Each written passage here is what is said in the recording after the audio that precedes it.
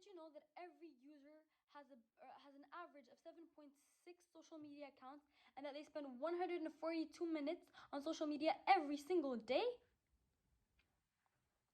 Hi, my name is Rita, and today I'm going to be talking about social media addiction and the consequences of social media in the long term.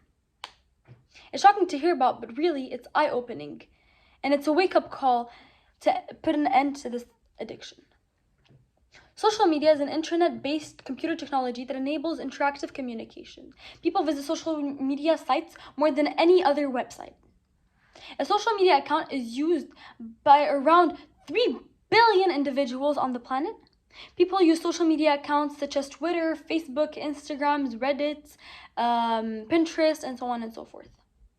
Psychologists, psychiatrists, and experts are warning that social media usage may be addictive with the same symptoms as any other deadly addiction, such as drugs or alcohol, with anxiety, reliance, impatience, and lack of self-control, amongst many other things.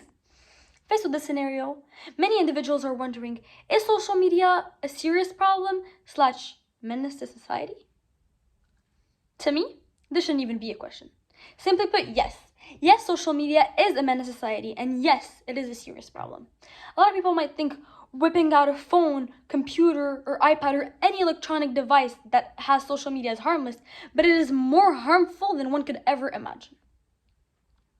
Social media has a grip on millions of people worldwide, if not billions of people, that is hard to get freedom from. It is simple and accessible to everyone and free, so it's permissible for everyone to use.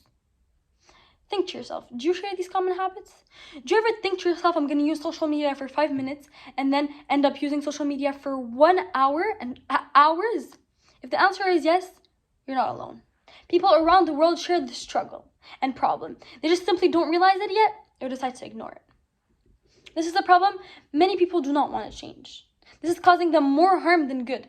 Anxiety, depression, irritability, isolation, distancing oneself from others, from the real world, and from family relationships is a real problem. Moreover, it's a complete and absolute waste of time. If anything, it is more harmful to health and psychological equilibrium than they might think. A sense of discontent and hopelessness develops after a length of time.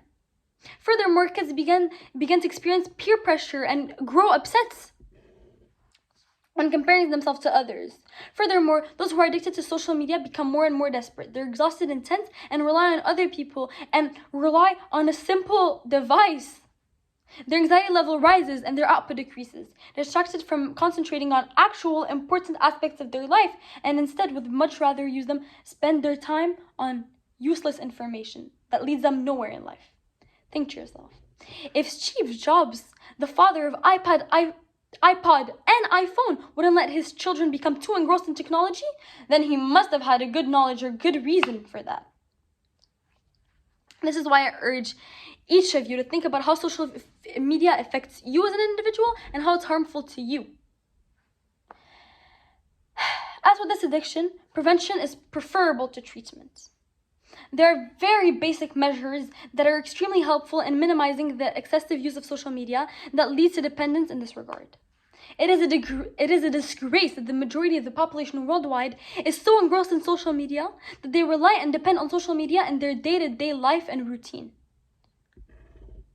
Among the most effective ways are the following, and they're really simple to follow. Allow at least 15 minutes between connections. Avoid using your phones at certain periods of the day, breakfast, lunch, or dinner, and actually enjoy the meal that you're having.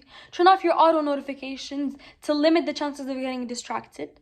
And to prevent temptation, turn off your phone completely and do not use it as a watch or alarm clock. Just turn it off. And set aside a certain amount of time each day to fully offline activities like sports, reading, music activities, or just something that will actually benefit you. Delete any applications or WhatsApp groups that you don't necessarily need. And have cleanses when you don't use social media for several days and see how much better you will feel. I urge you guys and dare you guys to try this out. Only for a couple of days. And see how much more productive, motivated, and happy you will feel, not needing to rely on a stupid application.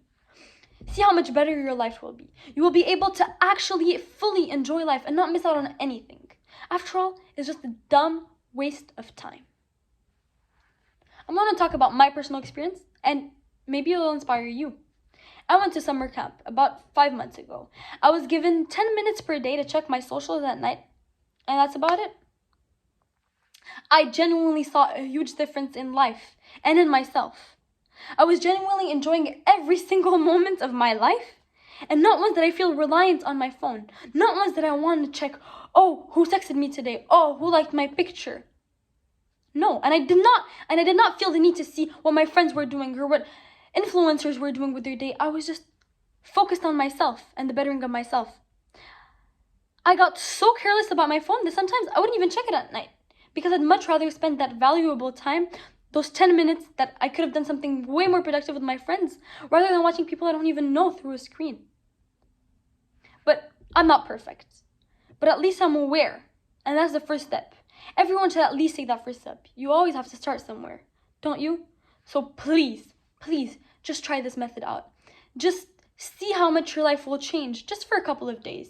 And you will see that there is a difference in your life and that you can make the difference. It only takes you. Thank you.